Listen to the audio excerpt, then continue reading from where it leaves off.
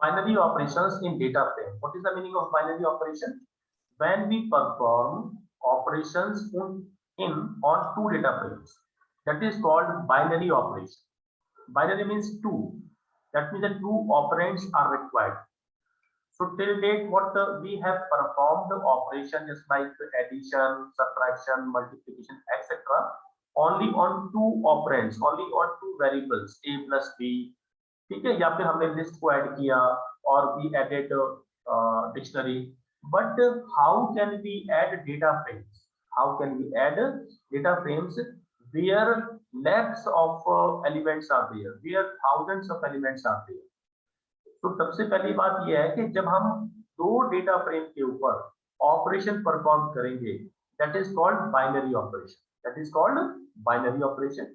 And in which manner this operation will be applied, will be performed on the basis of data alignment. Data alignment. What is the meaning of data alignment?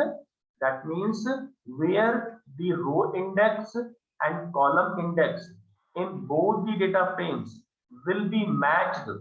Then there on those two elements perform what operation will be performed, and where the indexes are not matched, where NaN value will be placed by Python.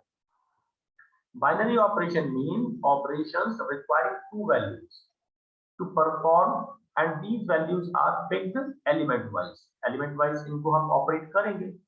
In a binary operation, the data from the two data frames are aligned on the basis of their row and column indexes. And for matching row column index, the given operation is performed, and for non-matching, the row and columns NaN value is stored. Okay, and we have done these examples also. We'll start from again. So they are the four data frames which we have, which we will be using for the binary operation. Data frame 1, data frame 2, 3, and 4, and these are their actual values along with row index and column index, row index and column index. So now in this statement we are trying to add, we are trying to perform addition operation on these two data frames, data frame 1 and data frame 2. मेरी आवाज clear है? एकदम आवाज आ रही है मेरी?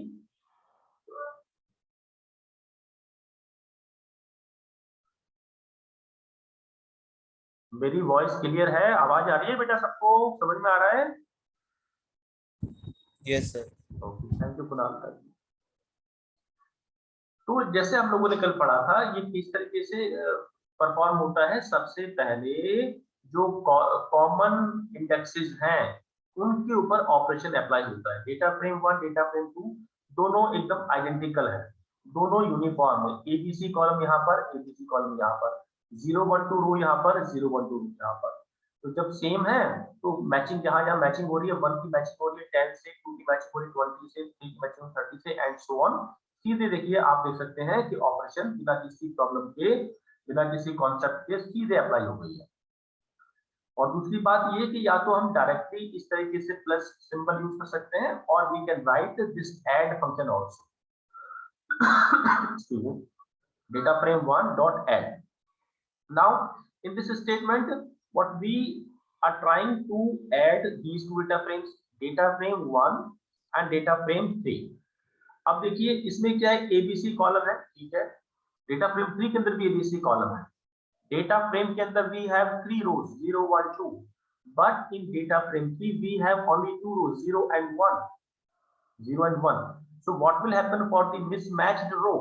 जो रो matching नहीं हो रही है, देखिए इस रो की मैचिंग जो डेटा फ्रेम 1 के अंदर है, इस रो की मैचिंग यहाँ कहीं हो ही नहीं रही है. डेटा फ्रेम 3 के अंदर मैच नहीं है बिल्कुल भी, इसका इस रो का करस्पॉन्डिंग मैच नहीं है.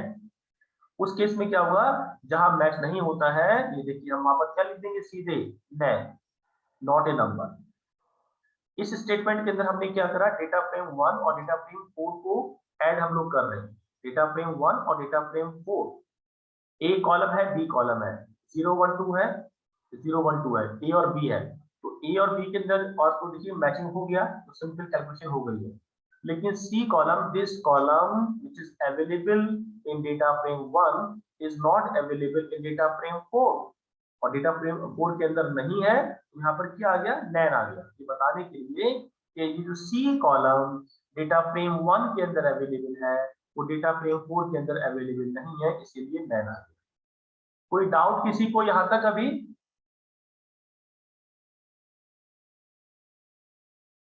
कोई डाउट बेटा किसी को? क्योंकि मैं अभी फिर एक एक करके आप लोगों से फिर मैं कुछ चेंजेस करूंगा and I will ask you one by one, please give answer, we all are here to learn. ठीक है, नहीं है। अब आप लोग मुझे बताएंगे, जिसका मैं नाम बोलूंगा, that student only will give answer.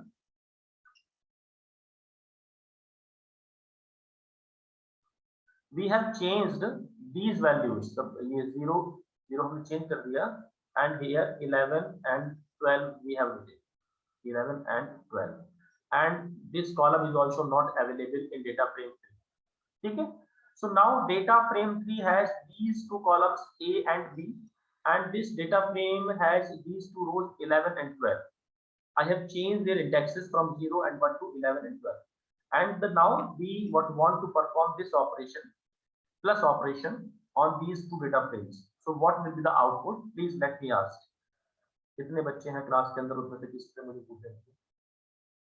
विशाल, आप बेटा बताइए, विशाल, इस स्टेटमेंट के अकॉर्डिंग क्या आउटपुट आएगा?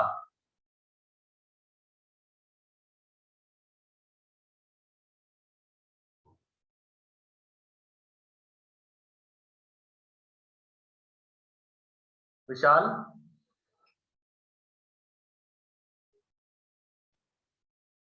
आवाज आ रही है मेरी विशाल? अरे चलो ठीक है, हारा तो बोल दो, अच्छा आंसर मत करो, कोई बात नहीं, आंसर करिए। अच्छा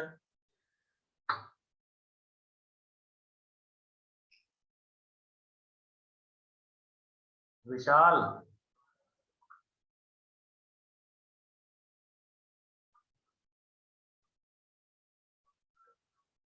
उत्सव, उत्सव, I don't know. ओके ठीक है, वेरी गुड, थैंक यू बेटा उत्सव, thank you. Srishti, Srishti, Present, sir. हाँ आप ट्राई करोगे सृष्टि?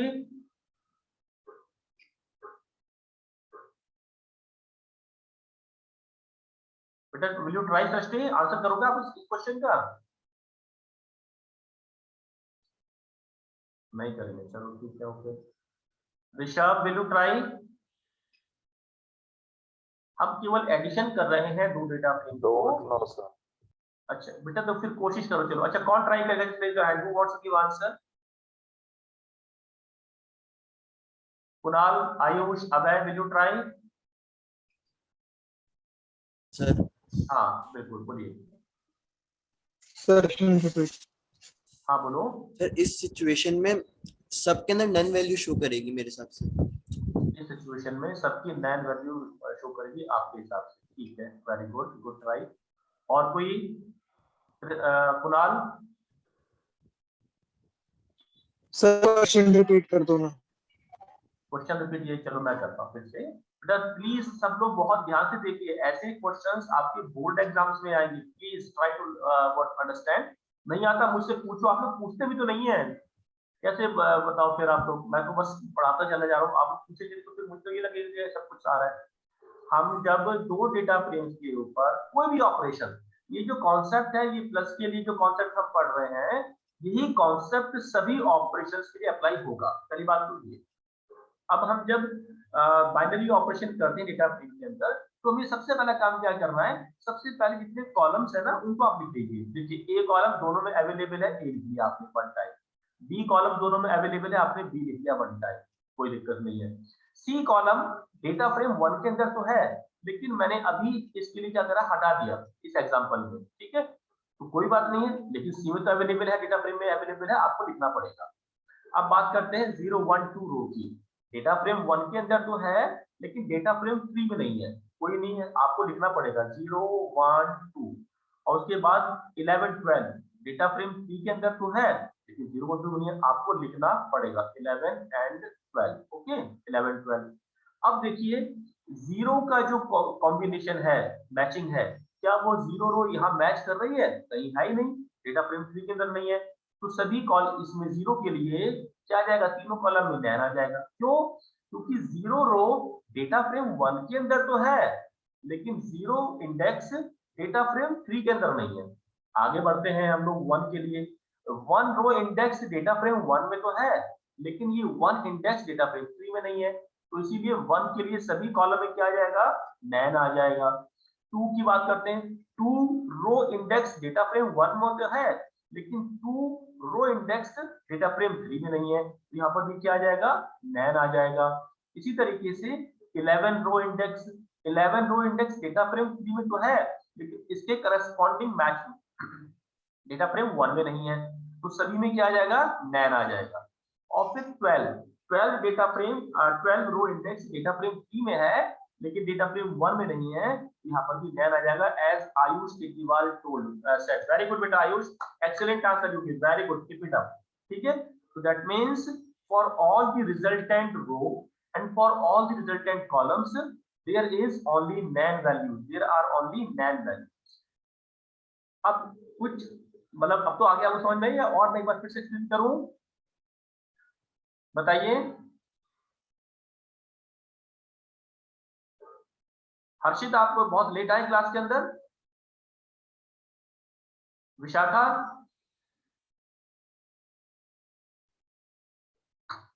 Vishakha, yes sir. बहुत लेट आए क्लास में बच्चे। तो लैपटॉप खराब हो गया सर बीच में एकदम से। अच्छा चलो ठीक है, आगे बढ़े बेटा। कोई और डाउट किसी को? मैं फिर से पूछूंगा, देखिए इस बार प्लीज आंसर कीजिएगा, ठीक है? आप लोगों को नहीं बोलने का मतलब कि सब कुछ ठीक है। अब हमने क्या करा, इस एबीसी को हम लोग रख लेते हैं, और ये हमारी जो रो है डेटा फ्रेम 3 के अंदर, इसको भी हमने 01 रखा हुआ है। ठीक है, ये 01 है, और 01 के बाद हमने एक 3 रो और ले लिया। इसमें इसकी वैल्यूज है 4 दिस 5 5 एंड 6 6। अब बताइए इसके हिसाब से क्या वैल्यूज डेटा फ्रेम आएगा, क्या वैल्यूज आएंगी? डेटा फ्रेम 3 के अंदर 3 कॉलम्स हैं, ए बी सी, और एक डी और लगा लेते हैं, डी कॉलम, जो उसकी वैल्यूज हैं जो भी हमने यहाँ, और 0 1 3 रो है, A B C data frame 1 के अंदर है और 0 1 2 है। And now we want to perform this operation, plus operation on these two data frames, data frame 1 and data frame 3. Now what will be the resultant data frame, what will be the output? Krishna Goyal आप answer करो। Krishna,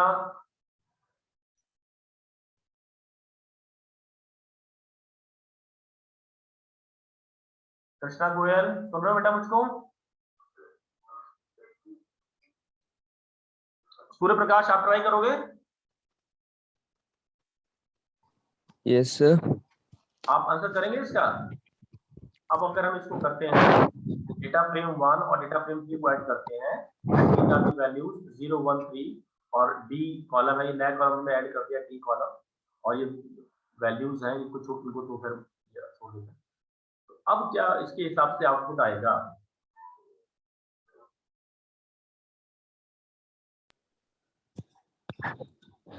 sir D वाली रो में नैन show करेगा sir, इसमें है नहीं DF1 में। ठीक है, very good, excellent, very good.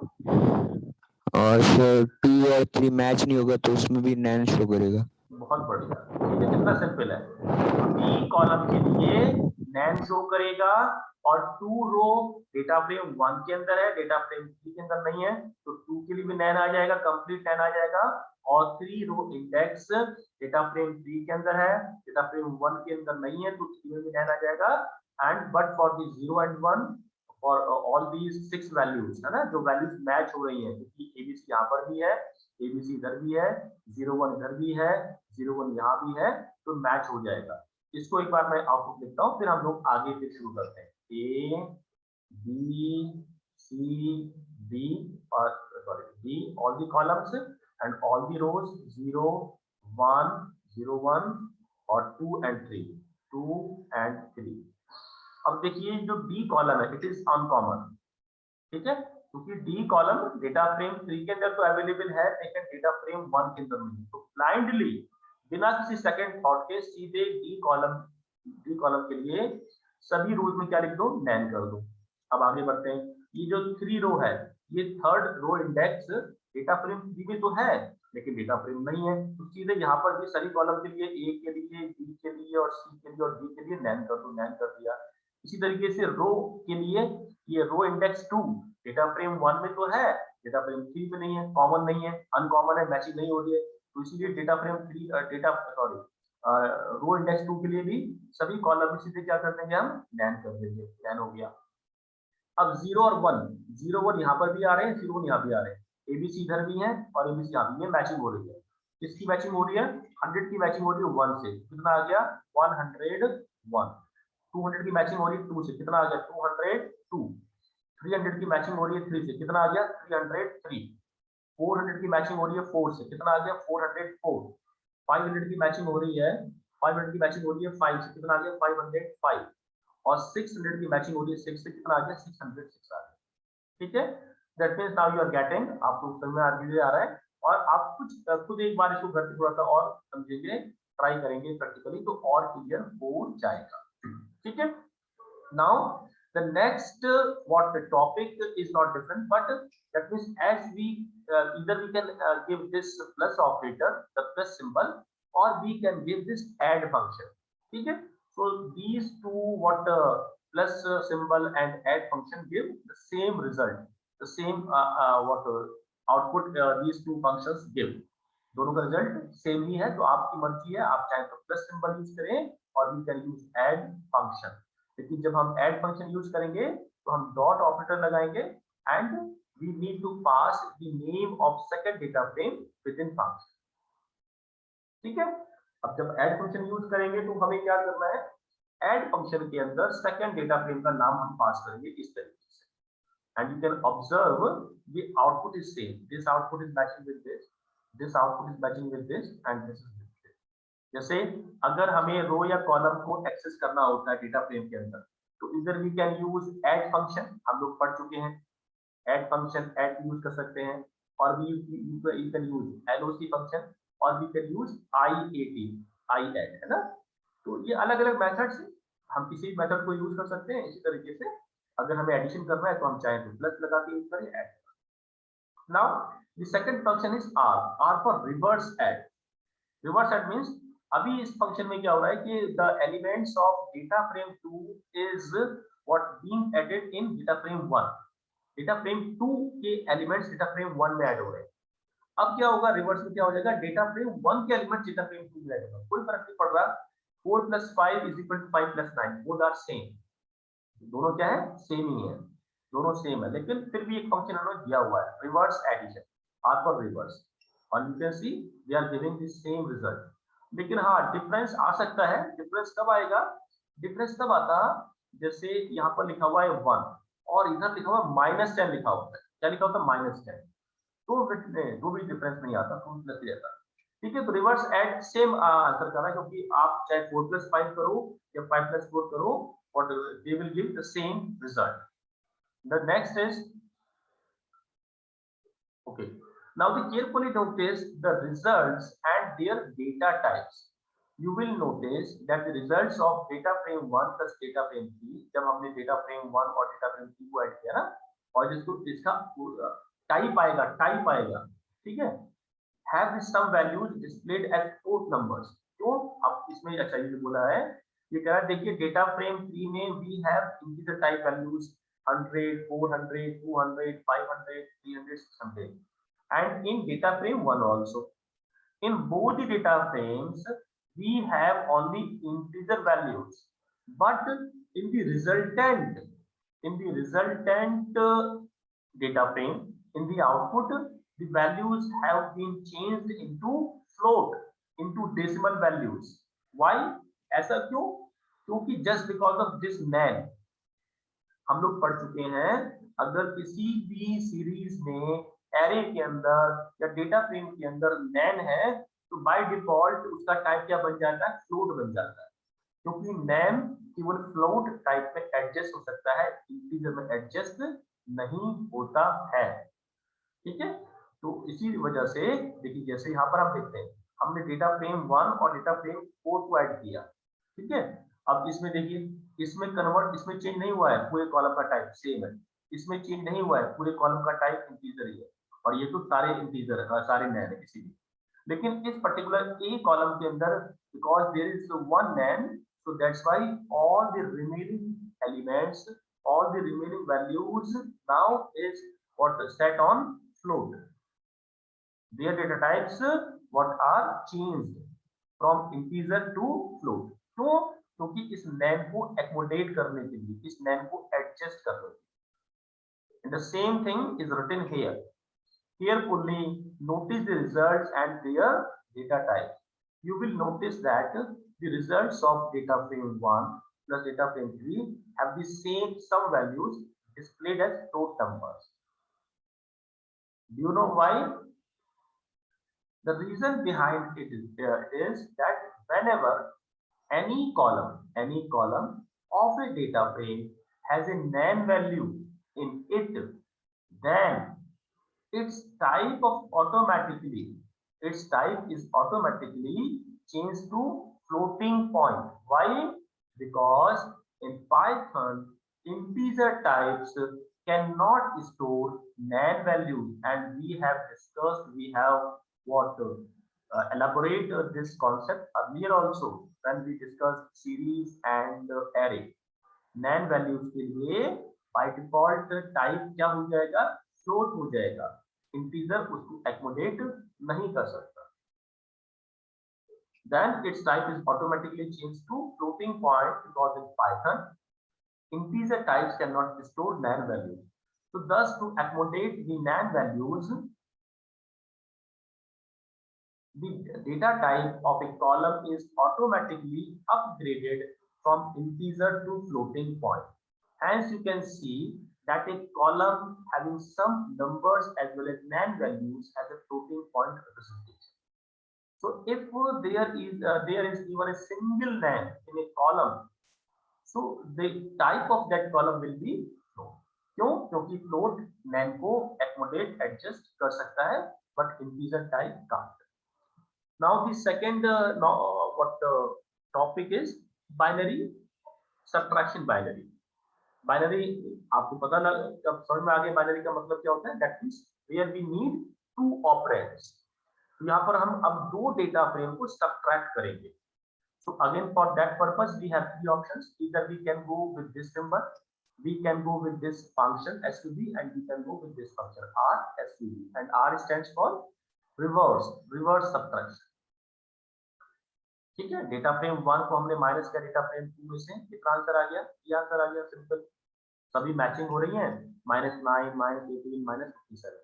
And just let me share data frame one more time, DFN minus DF2, data frame 1 minus data frame 2, तो 1 किससे होगा, माइनस 10 से होगा, 1 माइनस 10 कितना आ जाएगा, -9 आएगा, 2 माइनस 20 कितना आएगा, 2 minus 20 minus 18 आएगा, 3 minus 30 कितना आएगा, -27, and the answer is coming here. ठीक है बच्चों, कोई डाउट इस आउटपुट के अंदर, कल बताइए मुझे, देन वी प्रोसीड। ये आउटपुट कैसे आ रहा है, क्योंकि these type of questions will be asked in exam only.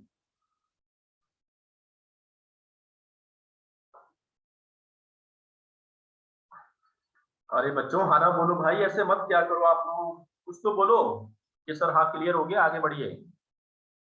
Clear है sir. Very good, thank you बच्चों, बोला करो आप लोग भाई, 12th के बच्चे हो मेरे बच्चों, प्यारे बच्चों।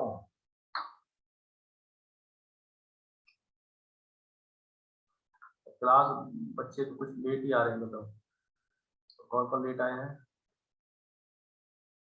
चलो अब हमने क्या करा, डेटा फ्रेम 1 में से माइनस किया data frame 3। As you can see, जब हमने ऐड किया था वही लास्ट रो जो मैचिंग नहीं होती वहां भी नैन आ रहे थे। ठीक है, मैंने क्या बोला था, आप कोई भी ऑपरेशन करो, एडिशन, सब्ट्रैक्शन, मल्टीप्लिकेशन, डिवीजन या कुछ और, जो कॉन्सेप्ट एडिशन के लिए है वही कॉन्सेप्ट सब्ट्रैक्शन के लिए है, बाकी सबके लिए है। सब एडिशन में देखिए लास्ट कॉलम लास्ट रो के लिए नया आ रहा था क्योंकि लास्ट डेटा फ्रेम 1 और डेटा फ्रेम 3 के अंदर ये मिसमैच है सेकंड रो। जिस तरीके से एडिशन में नया आ रहा है, सेम क्या हो रहा है सब्ट्रैक्शन के लिए भी यहाँ पर लास्ट में क्या आ गया, नया आ गया, सेम कॉन्सेप्ट है। और डेटा फ्रेम 1 में से आप माइनस करें data frame 3, data frame minus data frame 3। अब कैसे माइनस हो रहा है, डेटा फ्रेम 1 ये है, डेटा फ्रेम 3 ये है, तो that means 1 minus 100 99, 2 minus 200 198 minus 198, and 3 minus 300 minus 297, and the result is coming here minus 297 and like this। इसी तरीके से डेटा फ्रेम 1 में से माइनस किया डेटा फ्रेम 4, ठीक है। सी कॉलम में क्या आ रहा है, नैन आ रहा है, क्यों, क्योंकि सी कॉलम डेटा फ्रेम 4 के अंदर अवेलेबल नहीं था। डेटा फ्रेम 4 के अंदर, डेटा फ्रेम 4 में सी कॉलम नहीं। और आप देख सकते हैं एडिशन के अंदर भी सी कॉलम में क्या आ रहा है, नैन आ रहा है। और इस तरीके से हो रहा है ये data frame 1 minus data frame 4, तो दैट मींस 1 माइनस 1000, 2 माइनस 2000, जहां जहां मैचिंग हो रही है, जहां जहां मैचिंग हो रही है, 4 माइनस 4000, 5 माइनस 5000, और रिजल्ट किस में आएगा, माइनस में आएगा, क्योंकि आप 1 में से सब्ट्रैक्ट कर रहे हो 1000, तो it will give minus 999, 2 minus 2000, it will give what 1998, इसमें माइनस में, इसमें आएगा माइनस में आ रहा है। और यहाँ पर देखिए आप देख सकते हैं इस तरह से रिजल्ट आ रहा है।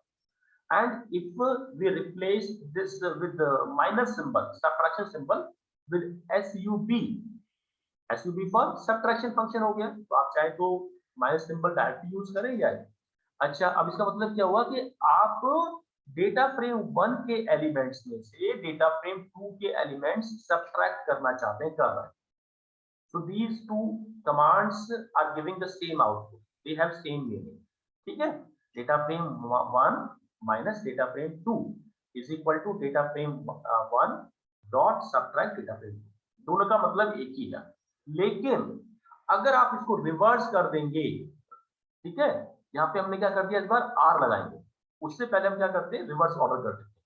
अभी देखिए क्या था, ये लास्ट टॉपिक आज का, data frame 1 minus data frame 2, इस बार हमने क्या कर दिया, data frame 2 minus data frame 1।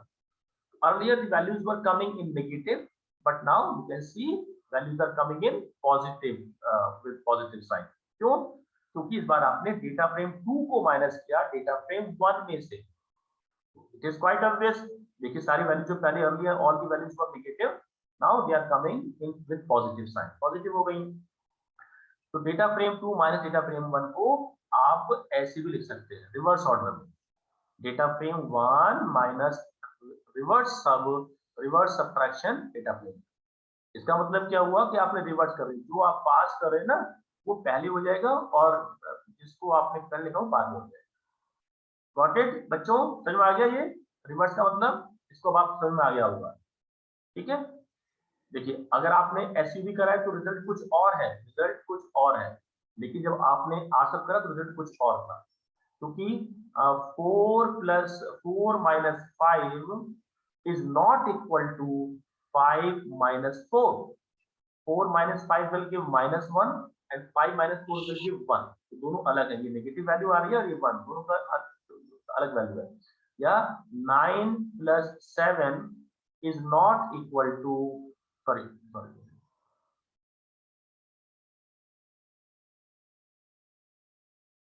9 minus 7 is not equal to 7 minus 9. 9 minus 7 will give 2 and 7 minus 9 will give minus, तो दोनों अलग है, ठीक है। तो जिस तरीके से हमने अभी ऐड किया था और आर ऐड किया था, ये देखिए यहाँ पर मैं बता रहा हूँ, ऐड और आर ऐड दोनों सेम है, लेकिन सब में और रिवर्स सब में सेम नहीं होगा, वहां पर साइन का चेंज हो जाएगा। अच्छा एक बात और, हमारे पास ये df2 माइनस df1 है, तो क्या इसको हमने ऐसे लिखा आर सबको, क्या कोई और तरीका है कि मैं इसको इस स्टेटमेंट को सिंबल हटा के मैं कुछ और तरीके से लिख सकूं विदाउट यूजिंग आर सब, विदाउट यूजिंग आर सब, इसको मैं और कैसे लिख सकता हूं इस स्टेटमेंट को?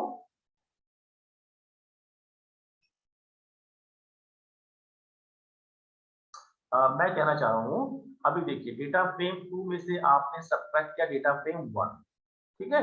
आपने इसको लिखा किस तरीके से? ऐसे, by using reverse subtraction function, by using reverse subtraction. Reverse subtraction में क्या होता है, जो बाद में आता है उसको रिवर्स हो जाता है, मतलब उसमें से आप माइनस करना चाहते हैं।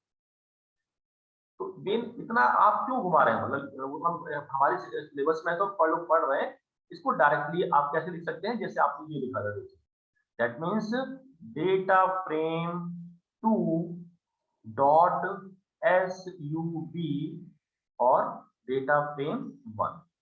So these three statements are same. Data frame 2 minus data frame 1 or data frame 2 minus sub. It is sub. ठीक है, subtraction data frame 1 और data frame 1 dot reverse subtraction data frame. Got it?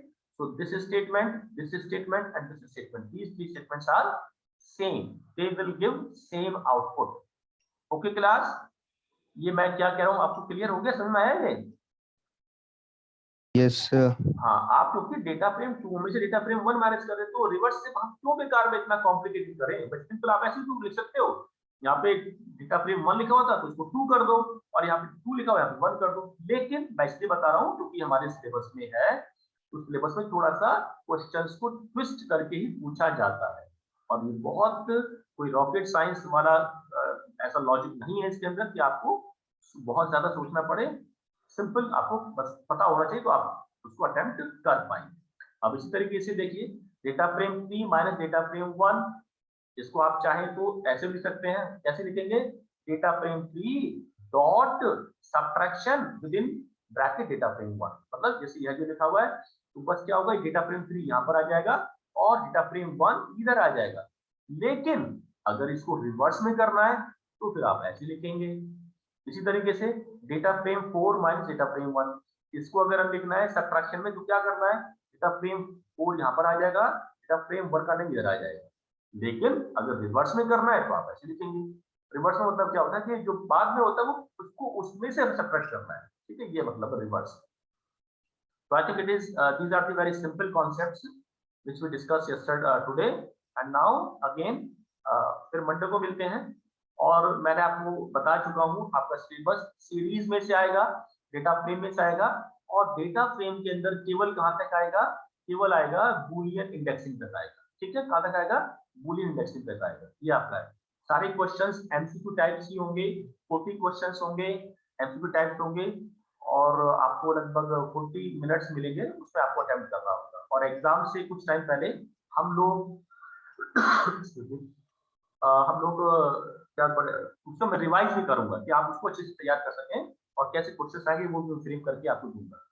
एक बात और, exams में मैं चाह रहा हूँ कि भले ही हम कुछ आधे घंटे के लिए पढ़े, लेकिन हम लोग जरूर क्लास कंटिन्यू रखें।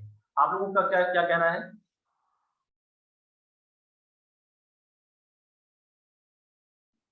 एग्जाम्स में अभी जो आपके फर्स्ट क्लास टेस्ट होंगे, एग्जाम हम क्लास कंटिन्यू रखें, क्योंकि हम सिलेबस भी कंप्लीट करना है और प्रैक्टिस करेंगे। क्योंकि जल्दी हम सिलेबस कंप्लीट करेंगे उतना हम प्रैक्टिस कर पाएंगे अच्छे से। So are you agree with me? Okay sir. हाँ, सूर्य प्रकाश, अभय आप बोलो, क्या आपको क्या कहना है? अभय, अभिषेक, चलो ठीक है, आप लोग मुझे व्हाट्सएप पे भेजना कि हाँ सर की क्लास कंटिन्यू करनी चाहिए। मेरा बिल्कुल ये है कि हम लोग क्लास कंटिन्यू करेंगे, थोड़ा टाइम कम कर देंगे, लेकिन अपने रोज हम लोग तुरंत पढ़ेंगे, और उससे उसी बीच में प्रैक्टिस भी हम करते हैं। तो थैंक यू क्लास, आज के लिए इतना काफी है। कुछ आप मुझसे पूछना चाहते हैं?